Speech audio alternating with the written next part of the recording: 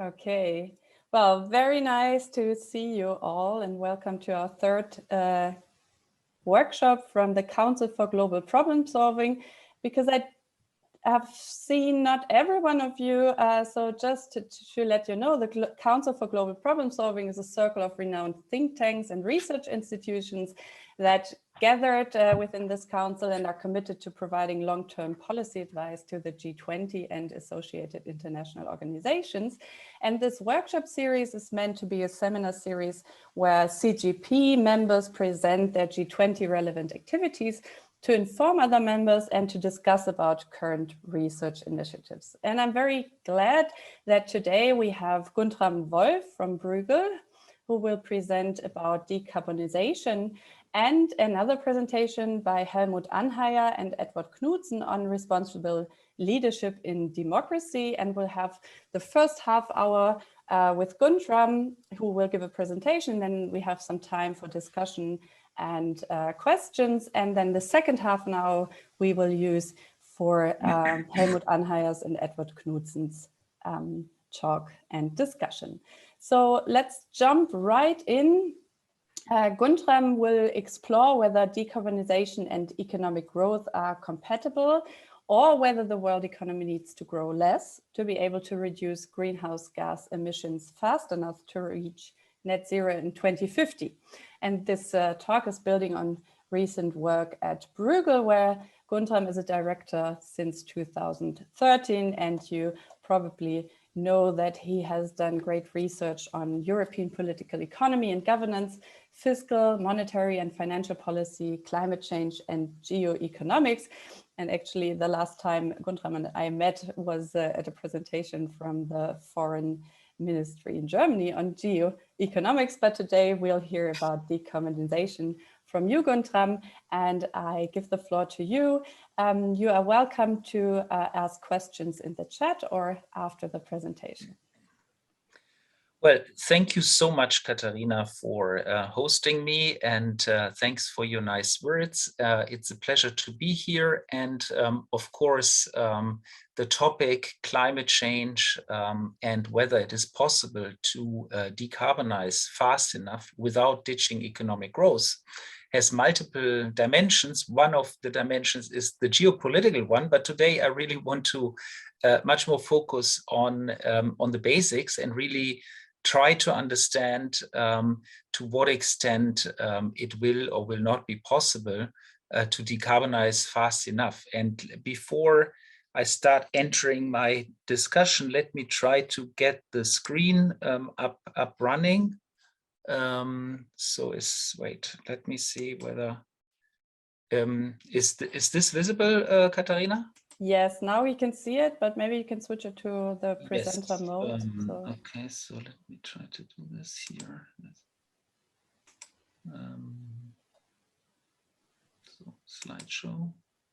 Yes, perfect. Right. Okay.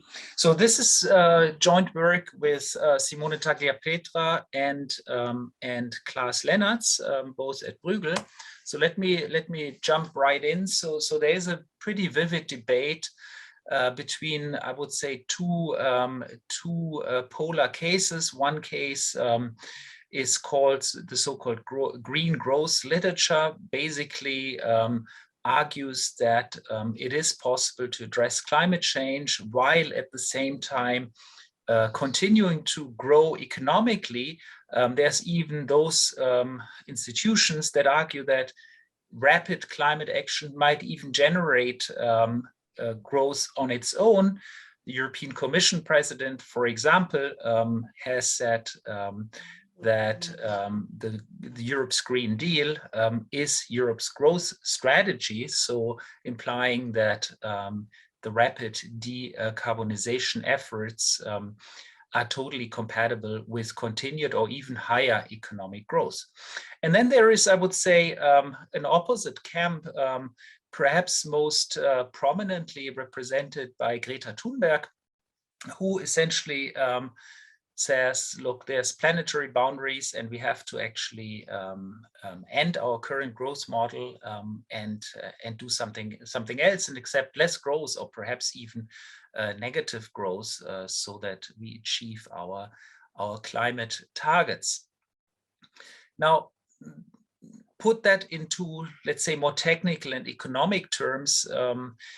I would say the first question is really whether it is possible to decouple greenhouse gas emissions from economic growth. And there, the answer is yes, it is possible.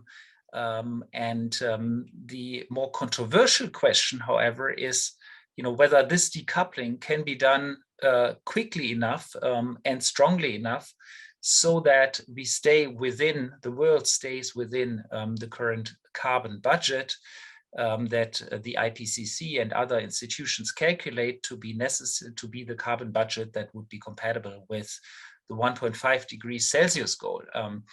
The answer to that question, if you ask me, and I will show you some simulations, is that this will require absolutely extraordinary efforts, an acceleration in our decarbonization efforts that we haven't seen so far, an unprecedented acceleration, that might well the world community might well fail on that. I mean, I don't want to sort of, we have also limited time, so there's literature on this, which we reference in the paper, but let's just sort of go back to the basics and look at the numbers. I mean, what we see here is global greenhouse gas emissions and targets for the future. And what you see here is that really the 1.5 degrees Celsius consistent path of emissions shows you a very rapid decline in emissions, world emissions, greenhouse gas emissions, essentially in this decade. I mean, so we will really have to reduce emissions dramatically and front load that emission reduction. If the later you do it, the more difficult it is to reach the 1.5 degrees Celsius goal, and the earlier you have to move actually to negative emissions in the future. So really, what we're talking about is here the next 10 to 20 years. Will the world be able to decarbonize rapidly? Now, if you look at the past, I think it's fair to say that there is insufficient decoupling. So what we show in this graph here is a very simple exercise where the orange line gives you the increase in global emissions. So this is a little bit more narrow. It's just the CO2 emissions, but it shows global emissions continue to rise. I mean, there has been a slight decline in 2020. I mean, there has been a significant decline in 2020, but it was basically due to the coronavirus pandemic. But global emissions, despite all the pledges, despite 26 COP meetings, continue to rise. I mean, I think that's the reality we are confronted with. Now, if you look at the question of the decoupling, however, you have to look at the amount of emissions that are being used for the production of 1 unit of GDP.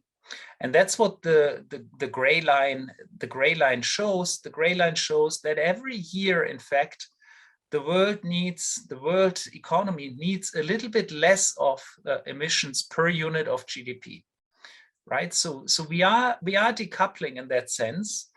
We are decoupling at a speed of minus 1.6% per year, meaning every year we use a little bit less CO2 per unit of GDP.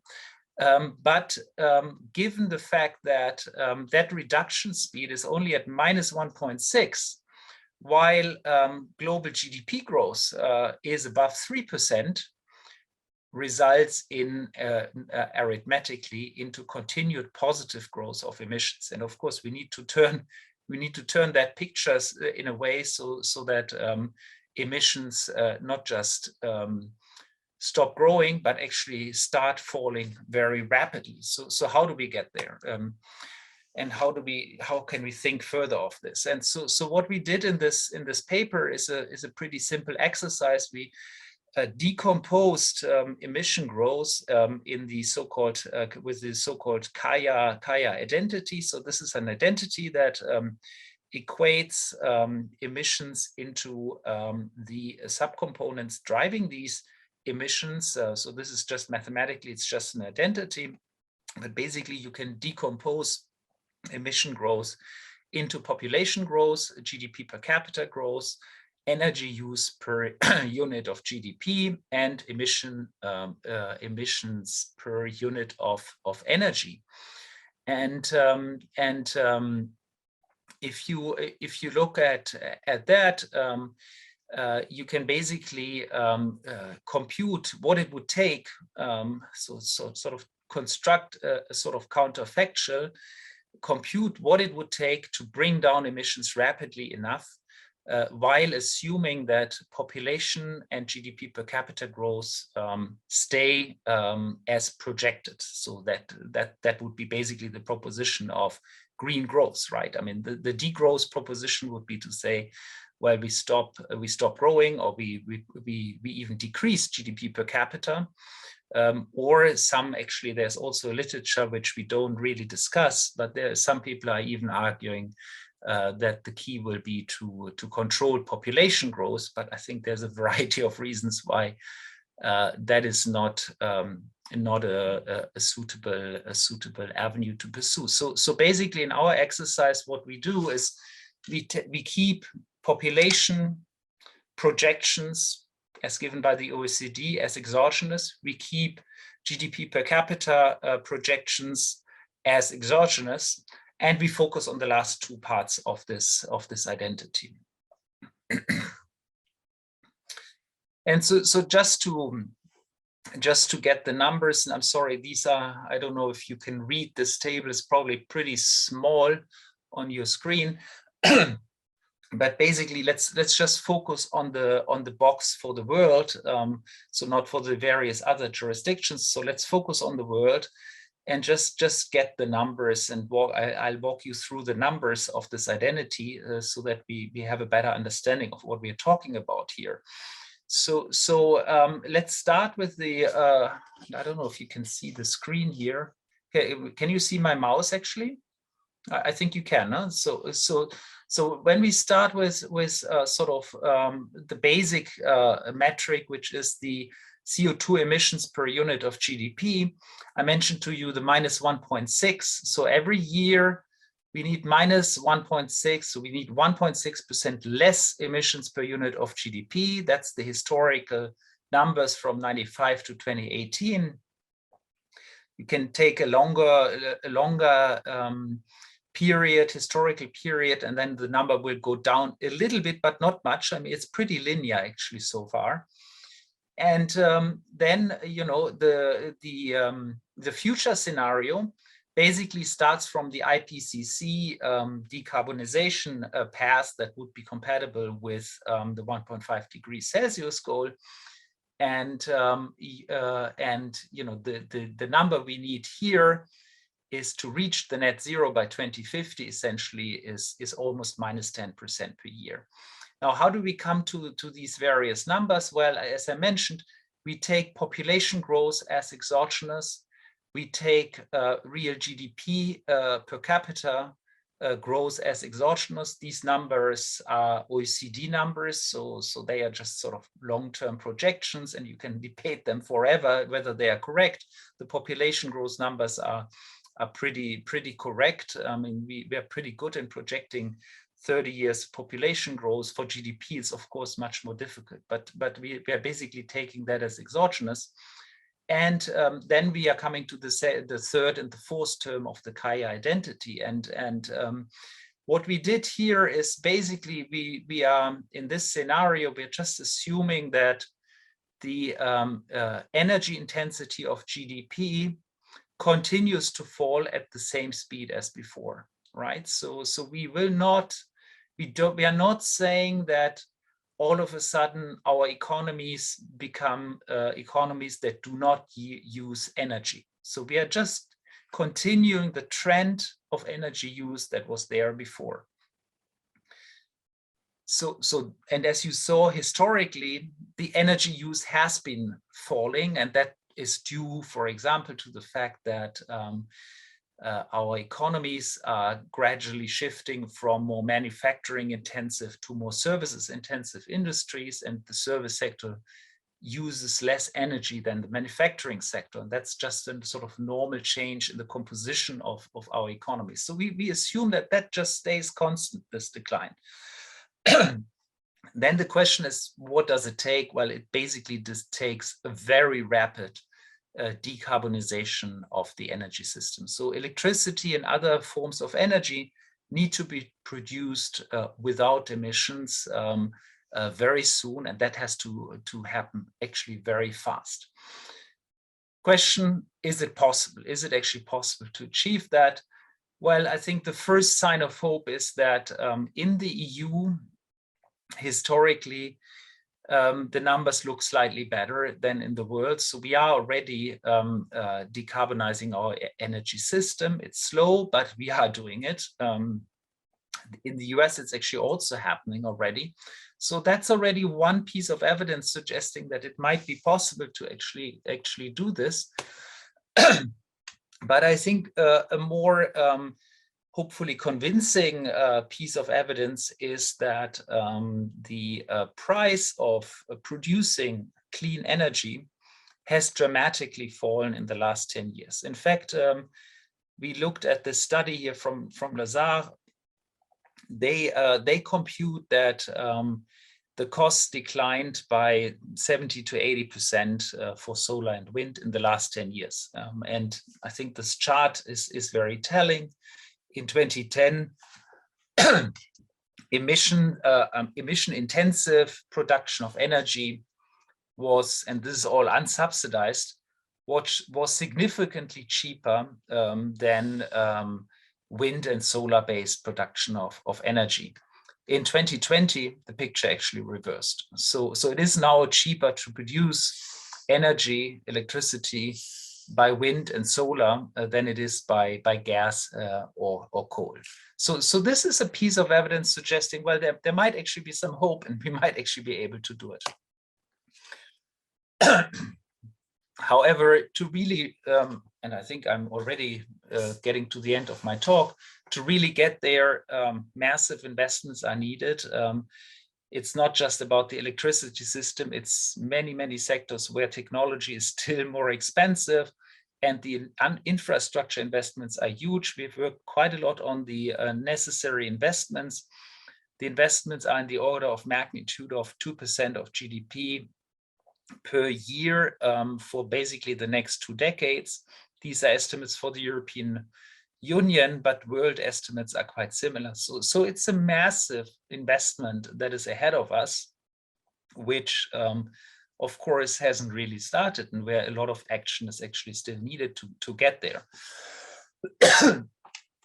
Last point, in some sectors, the technology is simply not there. And so our view there is that it is absolutely crucial to invest into these technologies, into research and development, and to do this now, because after 2030, technologies are just not there to decarbonize rapidly enough the sectors where decarbonization at the moment is still prohibitively expensive. Now, we conclude the paper by sort of going back to the I would say almost theoretical debate at the beginning. I think at the end of the day, the proponents of a degrowth strategy will, I mean, you might think they might be right, because we might not be able to achieve it, or it's very difficult to achieve this rapid decarbonization as I described it. But I think to tell low income countries or even advanced economies to stop growing or degrow even, I think is not something that will be pursued in reality. So to my mind, the real question that policymakers are confronted with is really how to ramp up the investments into existing clean technologies and how to do the research in new technologies, and to do this fast enough so that we even have a chance to decarbonize as quickly as possible. This is an enormous challenge. I think it's still, despite the rhetoric, it's still probably not fully understood how big the challenge is. My very last point, of course, even if we achieve that rapid decarbonization as described, climate change is a reality and will get worse before it gets better. So on top of all the mitigation investments that we discuss, there is a need for massive adaptation spending to be able to cope with climate change as we will observe it. Thank you so much, and sorry I ran over somewhat. Thank you so much, Guntram. This was very interesting and very timely issue. In a way, a good message. We don't need to degrow, at least not massively. On the other hand side, maybe we can also couple the two strategies and try to decarbonize our energy, but as well reduce our consumption, because consumption is still a big driver of CO2 emissions. But let me give the floor to questions from the audience. If you would like, I see Dennis, you would like to raise a question, although without voice. I will try. Can you hear me? I want to ask, in order to do the investment strategy, there will be a lot of structural change necessary. What makes you think that society will accept that degree of structural change? How will you get people working in carbon-intensive sectors to move into other sectors that will require possibly geographic skill changes and so on? Have you looked into the social implications of the structural change? Do we collect, Katharina, given that we have so little time, or? Yeah, maybe that's a good idea. So I see that Sonja has raised her hand, Ambu and Luis. Maybe we start with Sonja. Yeah, thanks for this presentation. Very interesting. I was wondering if it's maybe informative to add a few more scenarios to your Kaya calculations. And one I was thinking of was what would happen if everybody had the energy intensity of GDP that like the best country had.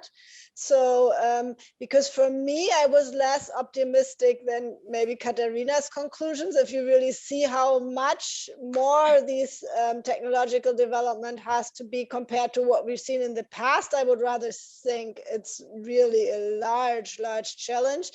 But this might give another idea of how big it is if the technologies are basically there and we just needed other allocation. Thanks.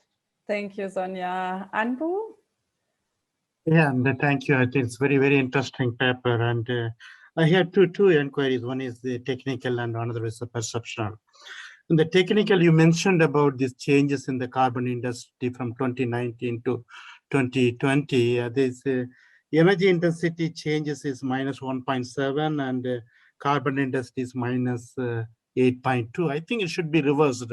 What our simulation results for the emerging economy says that is the carbon intensity is difficult to achieve because it needs a structural changes, as mentioned by Dennis. So what is your take on it? And then relatively, the energy intensity is easy to achieve. And my second is perceptual changes. And when we are thinking about this technology, and the technology also comes with the finance. And also here we find the kind of the aspirational challenges with the developing and the emerging countries. They always argue for the per capita emissions, and they tied it with this funding coming from the Western world or the advanced economies. And so how the future will look like in the case of financing this transition. Thank you. Thank you, Anbu. Luis. Thanks, Katharina. Thanks, Guntram, for this presentation. I mean, one issue that would be helpful to hear your thoughts about that we are grappling with and trying to do some research on here at the OECD is that, you know, there are policies that are good at reducing the emissions intensity of energy production, but they may come with a very high cost to output, and others that would do that, you know, at a lower abatement cost, if you want. So I think it's important for policy to have an idea of the relative trade-offs there. No, which ones are costlier and which ones are not. And I think we are still, you know, pretty far from having a comprehensive picture there. Any thoughts from your side on directions for work there? Because this will take also a massive effort, you know, from the point of view of our own institutions to add to our collective knowledge. Thanks. Thank you, Luis. There's one last raised hand from Gianluca, and I think then we'll close the round of questions. Yes, so I wanted to make 2 points. So first of all, there has been a very interesting post by Branko Milanovic on degrowth. And I think the proponents of degrowth are actually more radical. So they say that the income of rich countries should decrease in order to allow for some convergence, so poor countries growing. And what Branko Milanovic did in his post was to saying that, yeah, the costs are just huge and that is very unlikely to happen. And the second point goes back to Dennis' question. So I think with the COVID, we have seen that people are prepared to make behavioral and structural change when there is an existential threat. I'm more concerned, so of course the issue here is the extent to which people perceive climate change as an existential threat. So I'm more concerned about the stalemate at the political level between the big players. So I think I absolutely agree that the renewable energies are currently cheaper than fossil fuel energy, but we need investment. And I think the logic is the same as a prisoner's dilemma. So by investing in these technologies, a country would lose some competitive advantage or would lose a position. So the GDP would decrease in the short run. And since they don't want to do this, then basically we are back to square one, in which nobody invests because they don't want to lose the current political power. Thank you, Gian. Gundra, many questions. Maybe you take like 3 to 4 minutes to reply to some of them, and then we can continue the discussion. Yeah, no, thanks. These are wonderful questions, and each of the questions would deserve, I would say, another paper and another full session. But let me just quickly, telegraphically say a few things. I mean, the first on the social and inequality point. I mean, Dennis, I think I totally agree with you. This is a key issue. I mean, we have written on this. It is part of the conversation that is ongoing. I would just inject one little point here is that also the inequality effects of rapid decarbonization are not 100% clear. I mean, there's some ambiguity here.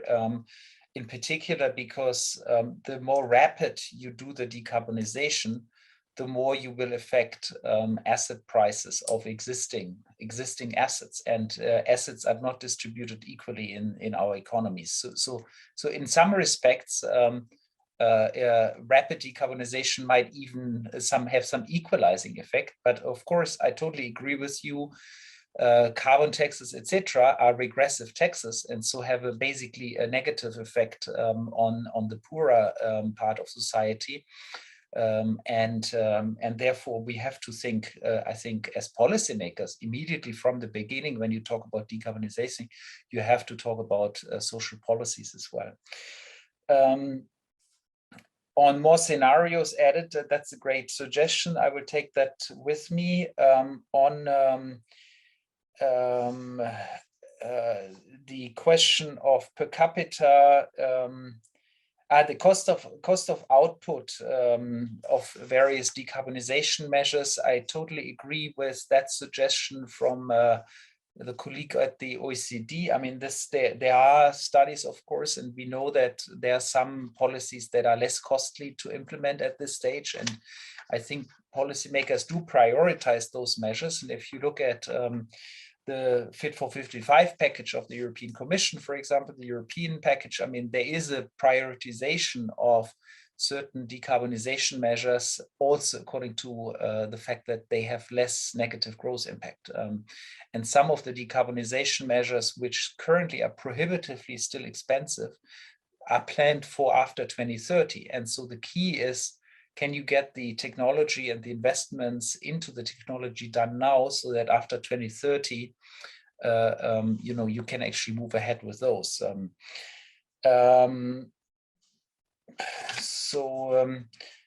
Then there was a question on Branko Milanovic. So I haven't read that piece, but it seems to me the proposition, and I think the way I understood you, the proposition of basically distributing, transferring wealth and income from the advanced economies to the developing economies is a proposition that I think is not. I mean, it's not going to happen, and it's going to be very difficult to do it, even if one wanted it to happen. So in that sense, I really think we have to find another way of doing this decoupling, and not just degrowing. Degrowing is not gonna work. On the behavioral change, that's a very good question. I mean, to some extent, behavioral change is, and I didn't have time to discuss that, and we have it a bit in the paper. I mean, behavioral change is part of the solution. So you will need to do some behavioral change to make this actually cost effective. That includes flying somewhat less, right? I mean, this is a behavioral change that will be necessary, just because the decarbonization is just at the moment not affordable and not really feasible in air travel. So behavioral changes has to be part of the equation. The question is then, that's more a sociological question or a political question. How much behavioral change can you impose on societies? And there I would say some of it, yes. Is Corona a great example of what can be done? I don't know. I think people in the pandemic were also ready to accept some of those restrictions because they were also worried about themselves, quite frankly. So and about their closest relatives, right? So in that sense, it's perhaps a bit different to climate change. And I'm sorry, there were so many more questions, but I don't think I have time to answer them all. Thank you so much. Thank you so much, Guntram. Thank you for this great presentation, and also thank you for all the interesting questions. I mean, you can always reach out to Guntram, I think, afterwards and discuss further. So now we'll switch to a different topic, but I think it's also very important in climate policy, which is responsible leadership, and in particular responsible leadership in democracy. And Helmut will tell us more about this. He is already sharing the screen. Very good. Helmut is a professor of sociology at the Hertie School in Berlin and has been the president of the school for quite a while. And he will present this research together with Edward Knudsen, who is a research associate at the Hertie School of Governance and also at the Oxford University. Helmut, the floor is yours. Yeah, thank you so much for the introduction, and also would like to say hello to many friends and colleagues in the chat, and also to Richard, who's actually was part of the group that whose work we are going to report on. We have for a number of years, when I say we, mostly sociologists, but also political scientists, concerned with what has been called a virtual and vicious cycle problem of modern societies, where you have an erosion of trust and that leads to polarization that reinforces accountability problems and ultimately leads to serious deficiencies in the recruitment and conduct of leaders and leadership, right?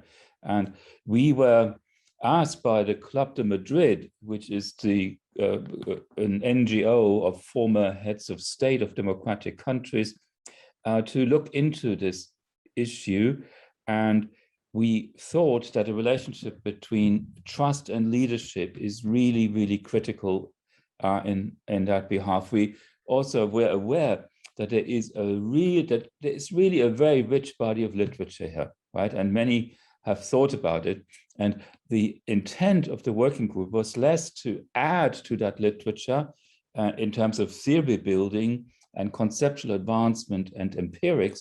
We wanted to know, based on current knowledge, what are the proposals we can make to reverse the erosion of trust in society, institutional trust, interpersonal trust, and to come up with a better system of leadership, recruitment, retainment, and performance.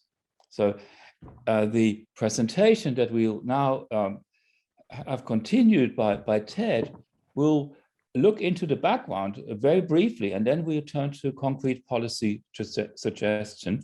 So Ted, let me turn it over to you, and I can operate the PowerPoint if you like. That's great. Thanks a lot. Yeah, I'll just let you know when I need the next slide. Well, yeah, thanks everyone. Thanks for having me, and thank you for the introduction. So yeah, I think Helmut did a great job of framing that and like sort of why we chose these 4 topics in general, and then specifically, why we're looking at trust and leadership, because we, there were these 4 that we outlined initially, and we decided it sort of in the interest of time, but also in the interest of what's actually possible, is that adjusting or shaping trust and leadership are 2 of the more sort of pliable elements, is that trust can change quite quickly, and you can, install new leaders quite quickly. So these are the aspects we wanted to look at in most detail, because we thought that's the most actual space for practical positive change in the short run. And so regarding trust, experts generally agree that there is a trust problem across the democratic world. This, of course, is universal. And this is both borne out by the individual experiences of the different former heads of state and government that we talked to as part of the Club de Madrid, and also polling data across a lot of the democratic world. But as I said, of course, this isn't universal, and the decline isn't universally rapid everywhere. Some countries still have relatively high levels of trust. For example, Finland. Some countries, the US and UK, it's been declining quite rapidly. Others are going down a bit, sort of middling. Germany would be more in that rate. And there's also examples where it's not declining at all, where it's in fact going up. For example, in Korea, which actually was a fairly low trust society pre-pandemic, I think there's a bit of a sometimes people communicate. People aren't quite aware of this. They think Korea is so high trust, so that's why they managed the pandemic so well. It's actually the other way around, is they implemented such an effective pandemic policy, and then that shaped people's trust. And so they began to trust the government more. And so I think that speaks to these success cases that I think we need to talk about, because it's not important to only look at just these countries where trust's going down a lot. Obviously, if there is a crisis, you want to talk about it, but it's also good to look at countries where it's high and has remained high, and countries where it was low and has gone up. And so that would be maybe Finland or Korea, and the OECD has done studies on both of those specifically. And I think some of the findings from that definitely inform our work as well. Could go to the next slide now. And so this trend, as I said, we don't want to overstate it or oversell it, but it is a big trend. So why do we think this is, right? And a couple things that we identified is 2 main ones really, is station failed. So the station side of it, there is a feeling that you have less sovereignty for the individual citizen, less voice, less ability to influence policy. on some level, obviously, these fears, can be grounded. Obviously, there's benefits to globalization and global governance and so on. But to the extent that governance is moved on to like a supranational level, maybe there's some fears there, and that needs to be assuaged. Also, in terms of actually responding to failed policies, we argued that trust is both a leading and a lagging indicator, meaning that if you have a low trust society, that might be a sign of some policy problems up ahead because people aren't going to want to comply with, say, public health directives.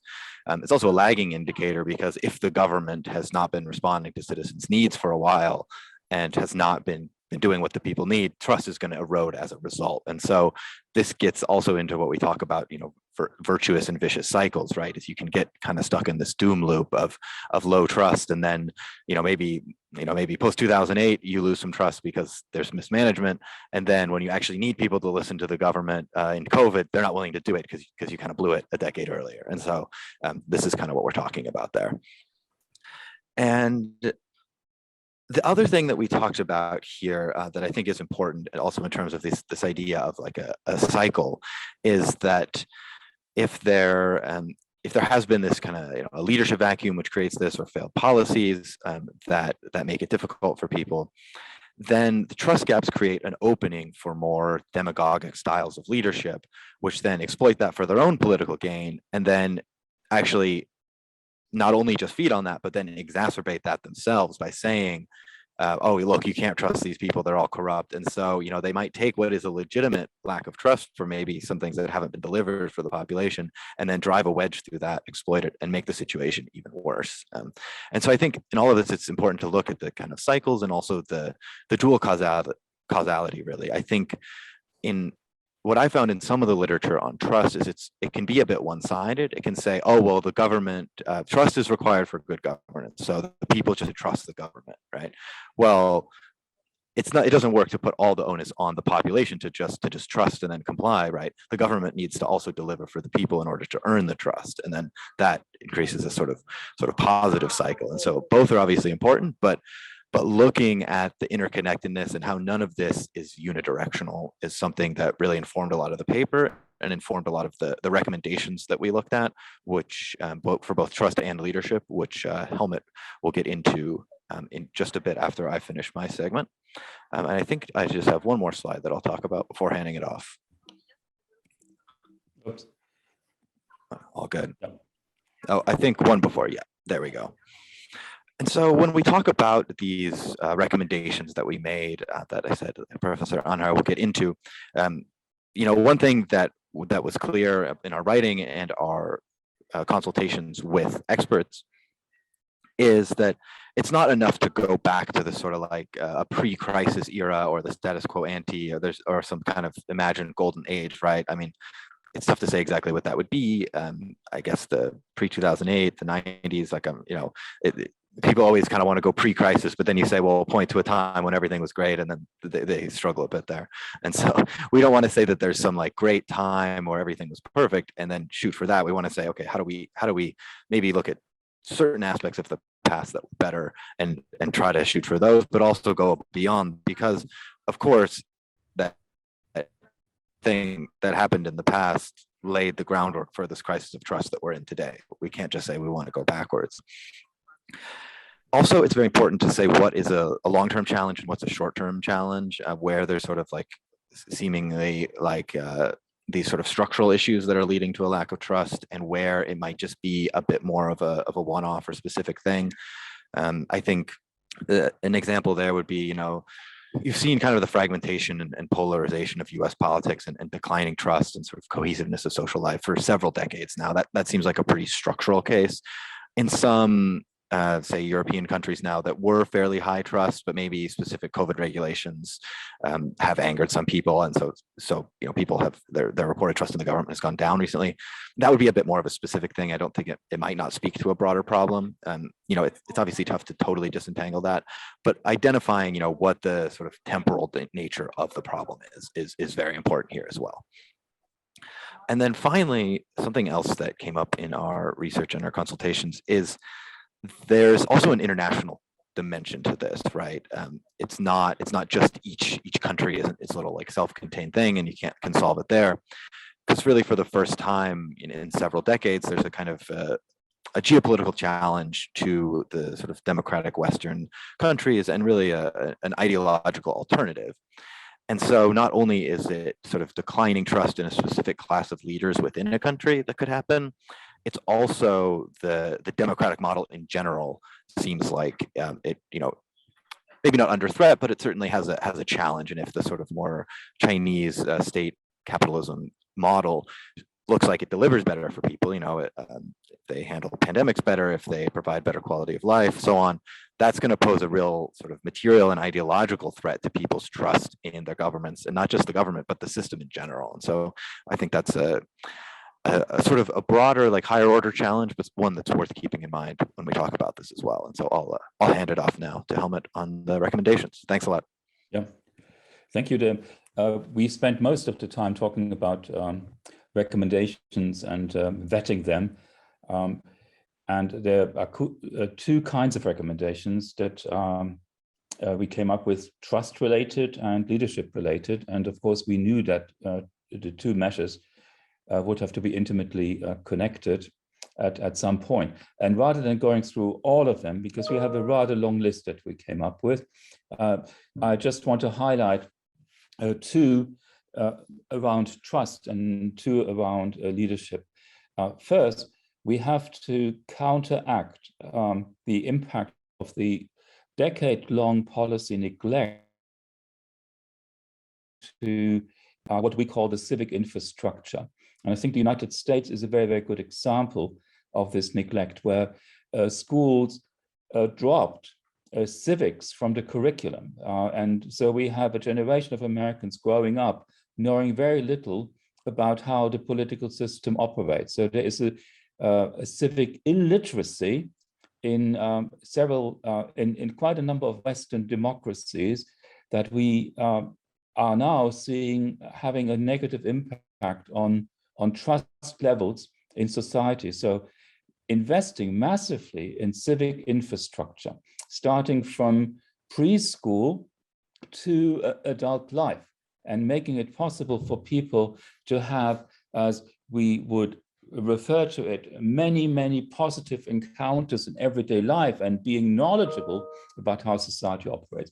Then we thought that we need to invest more in codes of governance, not only along the OECD codes of governance. No, we need to expand these codes to cover other groups, kind of a soft law extension of groups that we know are very important in maintaining and generating trust. That's political parties, we have advocacy groups, lobbying groups, and it is actually frightening to see how underregulated, not in terms of clamping down on them, but in terms of enabling a regulatory environment we have in most European and OECD countries when it comes to the role of nonprofits to become active in being trust generating, but also in being accountability enforcer.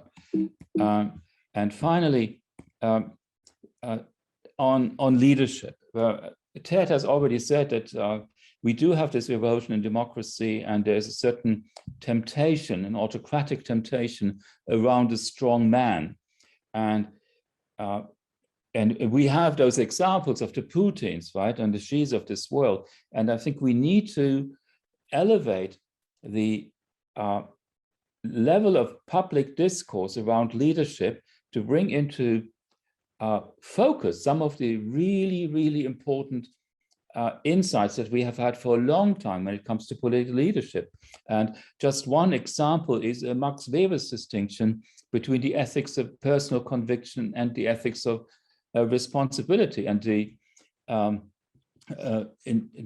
Trump presidency was a perfect example of a bad president problem, of somebody who did not understand that you need to balance that. And how can we make sure that we do not come into a situation where we have a series of bad presidents that would then parallel the autocratic deficiency that we observe of the bad emperor problem, things that can bring down entire societies. So we struggled with this quite a bit. And one part that I want to emphasize is that we are reaping the negative results of about 3 decades of reduced social mobility and increased social inequality, which means that we have fewer promising leaders emerge at the moment because they are up against all sorts of glass ceilings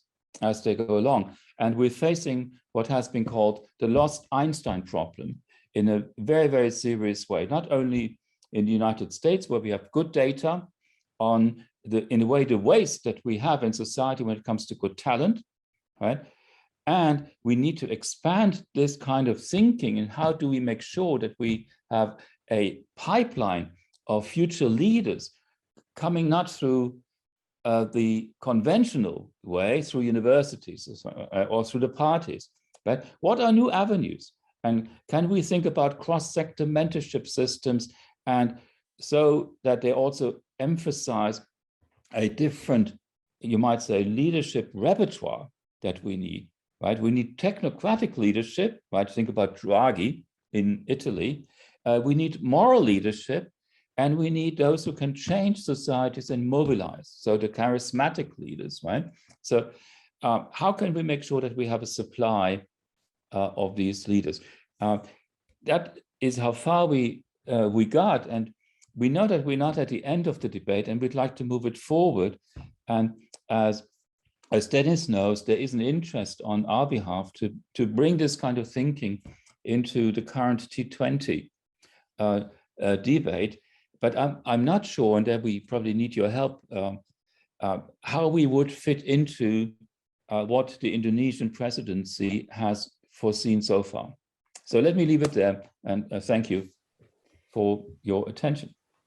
Thank you so much, Helmut. Thank you, Ted, for the very interesting and inspiring presentation. I like your lessons for the civic infrastructure. That was a new idea for me. I think we have time for 2 or 3 questions. There are any, please raise your hand or unmute yourself. I see Dennis. Do you want to start? Please go ahead. I'd like to ask, do you really think that this is the right project for the G20, or would it be more a project for the G7 democratic nations? Because it's clear that what you propose goes deeply against the grain of autocratic countries. And some of the countries within the G20 fall under that category, arguably. So do you really think it deserves a G20 or a G7 audience?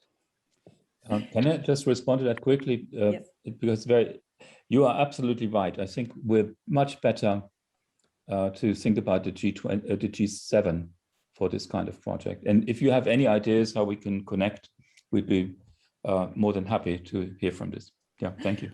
Well, I think we'll get in touch with you, since Global Solutions is one of the co-chairs of the T7 next year. So there will be good opportunities to engage.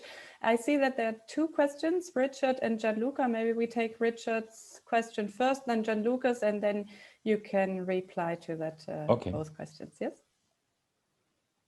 Richard.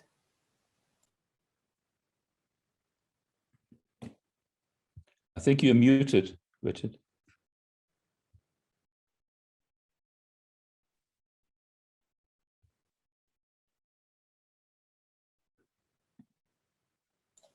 We can still not hear you, Richard. Maybe Gianluca, you start and Richard fixes his microphone. Yes, so I think the paper is very, very interesting. Just wanted to mention a few things. So there is this rather extraordinary data, in my opinion. So the country with the highest level of trust in government is probably China.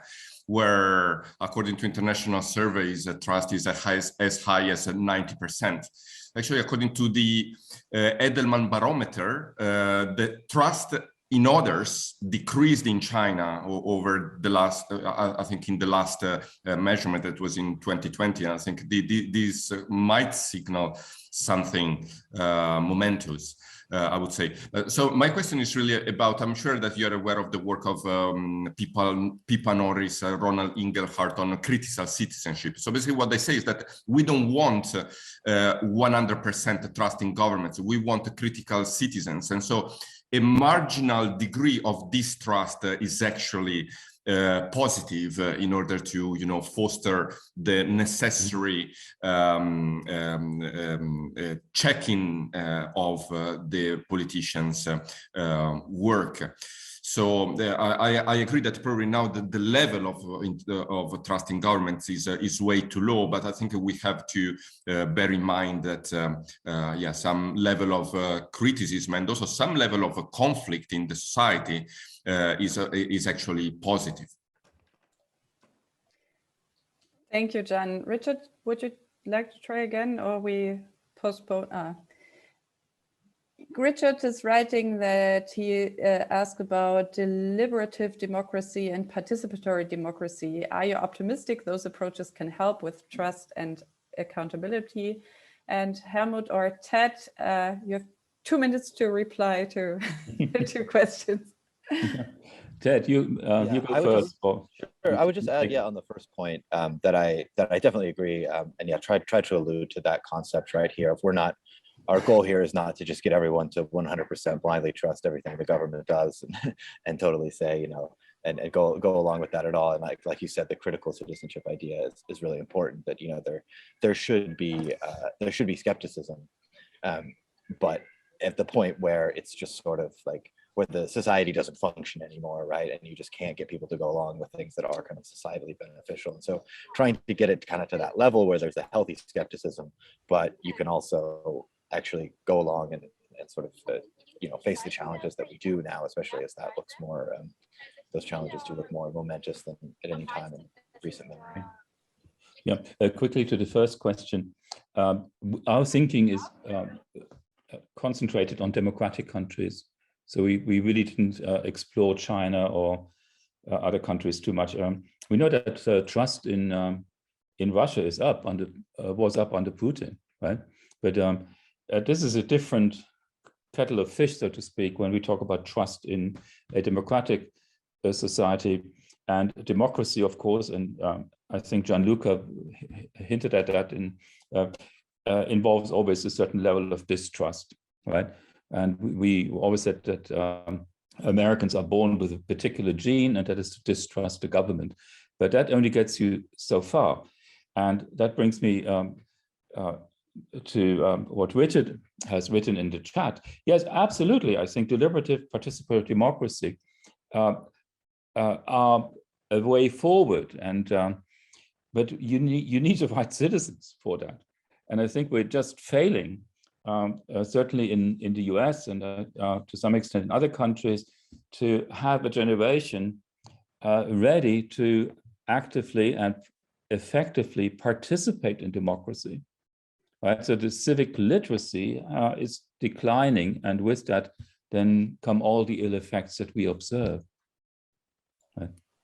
So, thank you so much, Helmut, Ted. This was a very inspiring talk, and thank you everyone for listening in. I think Guntram already had to leave, but it was very, very nice to have you here.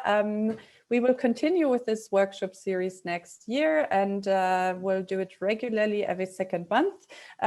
We'll send you further information soon, and hope that you will all participate again and also present at some point. Thank you very much, and have a nice day. Thank you, Mary. Thank you. Marina. Bye. Have a nice afternoon. Bye.